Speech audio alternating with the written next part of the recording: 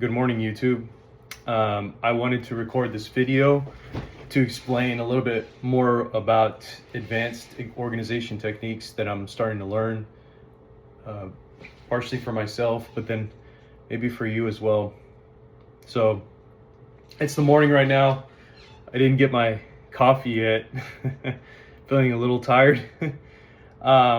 This is like weird because lately, probably in the last the last 3 weeks, 4 weeks, I've been doing a lot of just thinking and reading and stuff like that after work, and that kind of thing. So getting back into the abstract ways of stuff of how I used to run my life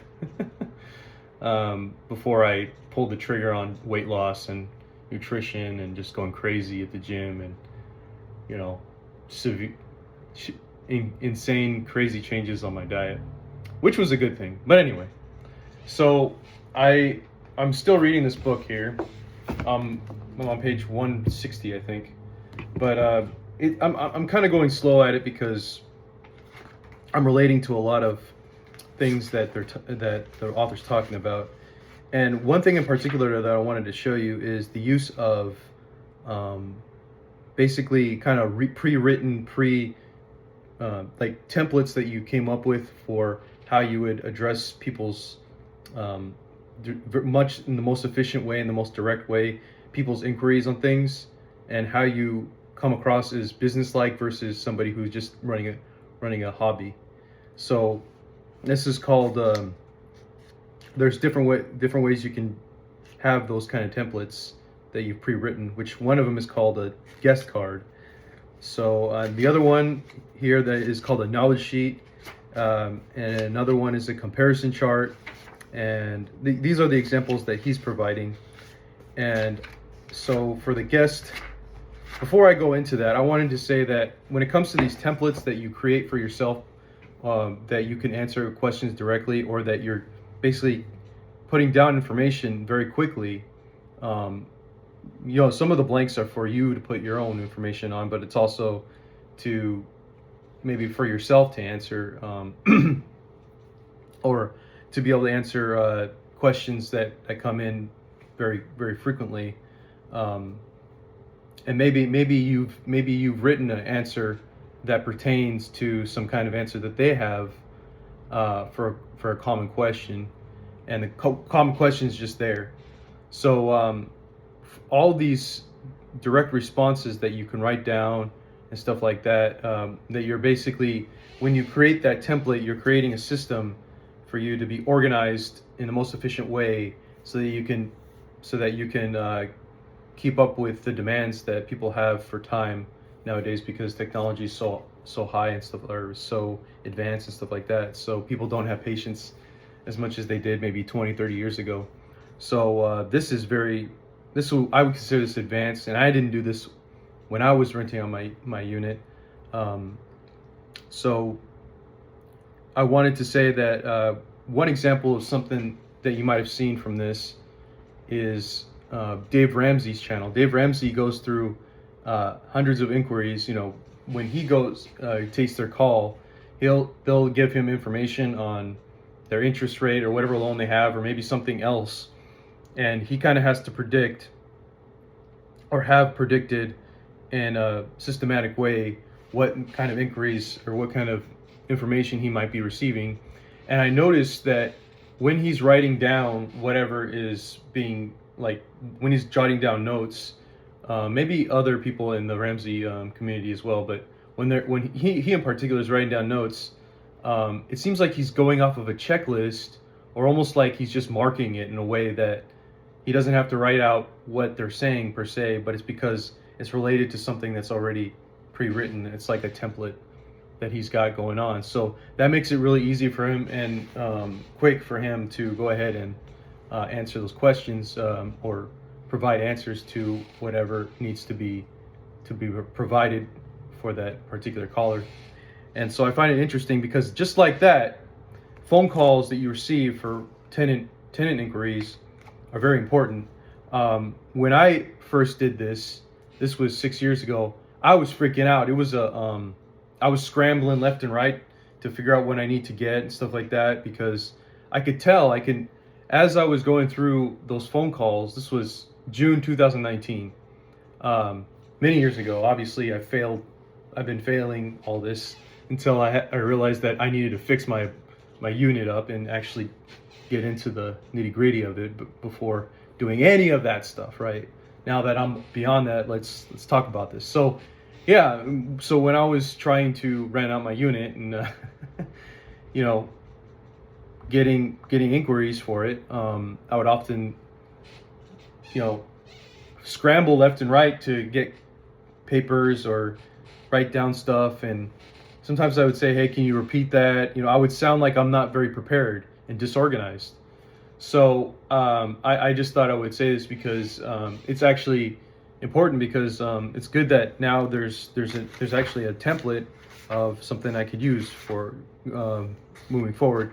I might create my own, I'm not quite sure, but this is actually very non-trivial, because if you don't have something in front of you, you can't, trust me, I tried to come up with 2 or 3 things that would be very common in my mind, and it just isn't enough. You can't just keep those 2 or 3 things in your mind and then try to use that for every inquiry. And even if you did remember those things, you might even forget it, because then you have to focus on how they are as an individual. You can't just be robotic, because the templates are robotic. So you have to, while you're thinking about or trying to keep up with the objective stuff, you have to also be very personable. And if you're not organized like what they're suggesting in this book or Dave Ramsey, you cannot possibly, you can't really connect with them on a personal level, or you might come across as disorganized, and there's just gonna be some biases created and all that. It's just, it's different from making friends. Making friends, you don't have to, you can give that up. So, I kind of look at this as, in a way, in terms of what other people like to do in the business world. I noticed that my previous former boss, he kind of, during interviews and stuff like that, he would I wouldn't say interviews, like not necessarily with me, but like in general, not interviews, but maybe he might just discussions with me regarding certain, whatever we're working on, right? So he would kind of have in mind what the kind of like template questions he would ask. He didn't have a paper in front of him. He just knows from experience. But then he would kind of section it off in terms of like, this is the, this during this time, kind of almost like a personality trait. He would, but even though it's not doesn't have to be a personality trait, would section it off in terms of times, like, oh well, we're gonna spend this time first 3 minutes, and then after that I'm gonna act sarcastic and personable, and I'm gonna act like we're talking about personable stuff. And I think a lot of people like to do this in the business world. This is the whole sarcasm thing, like, oh, sarcasm. Well, you only do that when you're not discussing like inquiry, like the business like information, where everything has become more robotic. So I just thought I would I would just discuss this a little bit. So let's talk about the different templates that they provided in this book. So the first one is a guest card. So the guest card just describes, you're just getting you're just writing down the information of the rental property that you're interested in renting out to an inquirer, and you're getting their information, their phone number and stuff like that, and when they plan to move in, what kind of situation they need, whether they need 2 bedrooms, 1 bathroom. And then here it says mention equal opportunity. So that's kind of another important thing, because maybe they're looking to sue you or something. I'm not saying that would be the only reason why you would want to have that, but that's just the first thing that came in my mind. Not to say that's the first thing you should be scared of, but I'm just concerned with. But when can you drive by the property, and so on and so forth. And so this might even include like basic directions of where it is, I guess, relative to where they might be. I'm not sure. I'd have to I'd have to really dig into this a little bit more. The other thing is, let's see. Yeah, and then you would write down the rental deposit, the rental and the deposit, and then the property knowledge sheet. Oh wait, that I'm sorry. Did I say the rental address? I meant the rental address would go on this.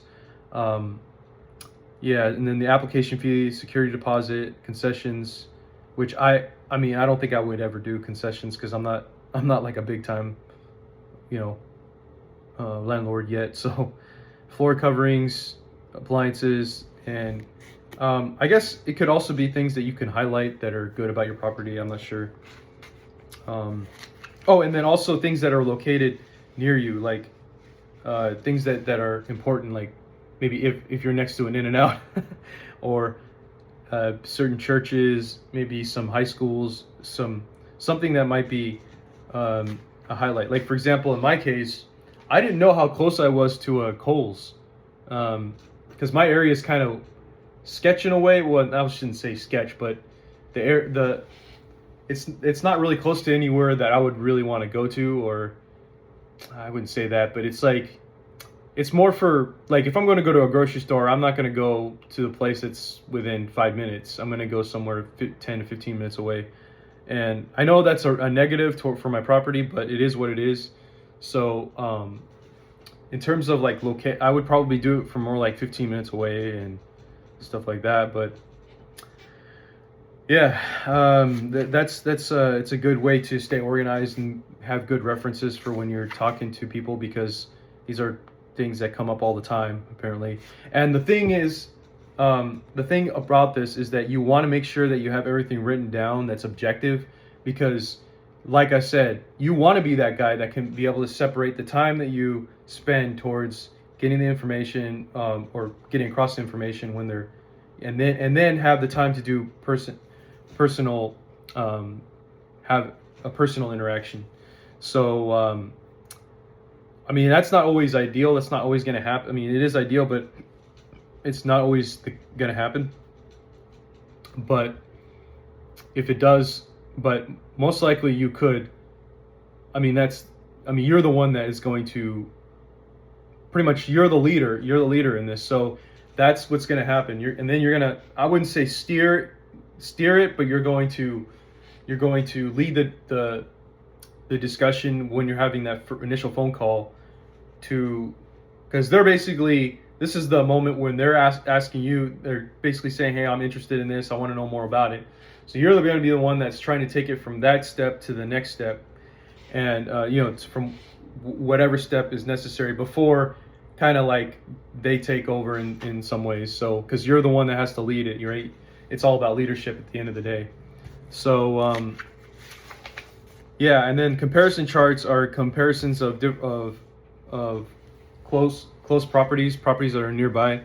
And I don't know if I'm going to do this, but I guess it could be useful because it's kind of hard for me to see like it's kind of hard to like distinguish, okay, well, what's your kind of property versus the other property.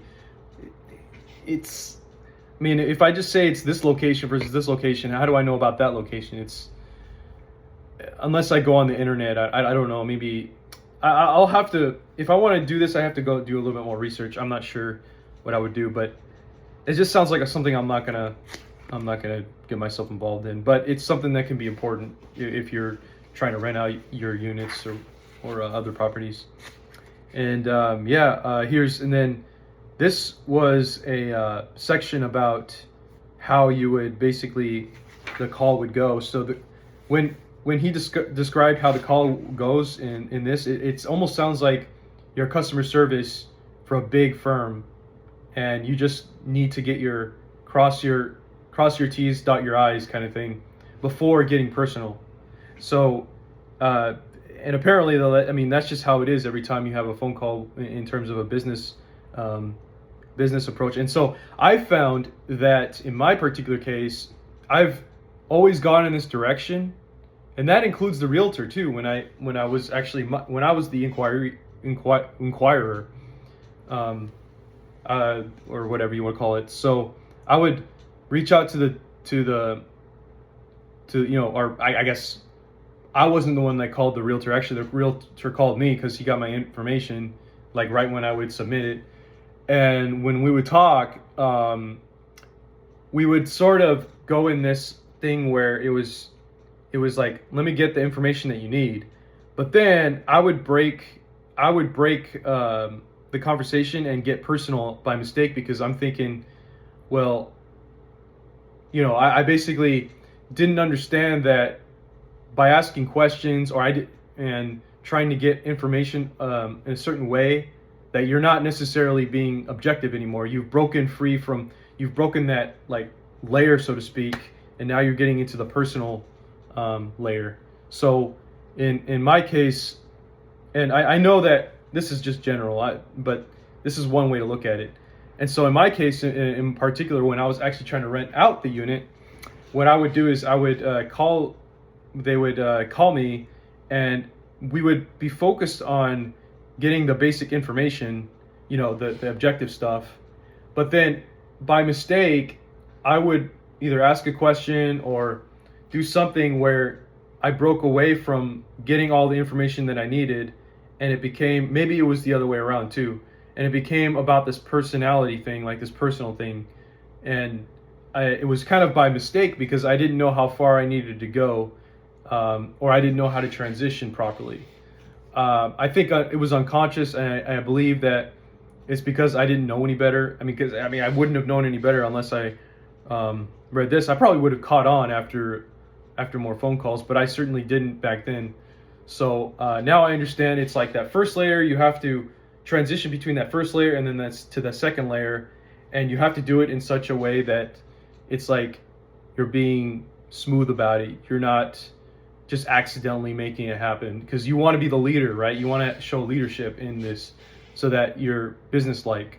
So anyway, I just thought I would share that with you, and because it's interesting, because I read this and I saw a Dave Ramsey video today, this morning, because I was interested in seeing, reviewing the idea of refinancing, because I know some people in my life, or I don't know, I shouldn't say some people, but some people in my life in the past, I guess, have decided to do refinancing, and I'm thinking to myself, wait, why did I never do that? It's like, oh yeah, that's probably because it was such a dumbass idea. Well, I'm not saying it's such a dumbass idea, but I mean, in most cases it probably is. But I'm just saying that I just wanted to like figure out like, why are these people doing this, you know? And so then I saw his video, and then the guy was giving him the information. I'm like, I didn't notice that before. Dave Ramsey, when he's like, I'm like, what? Okay, if you were listening to this guy, how would you take the notes? I'm like, okay, I would put this, I would do that. And I saw the mechanical ways that Dave Ramsey was using his hands, and he did not write. He hardly wrote any words. You could tell it was just a check, or it might be like crossing something out, or it was basically nothing like I would do if I was taking notes, which is I would basically write out everything that he's saying, or maybe like, but I would not have a checklist, or I wouldn't have a template to go off of to be able to direct. And then he goes ahead and answers his questions very directly. So I thought I would just say that. Thanks for watching.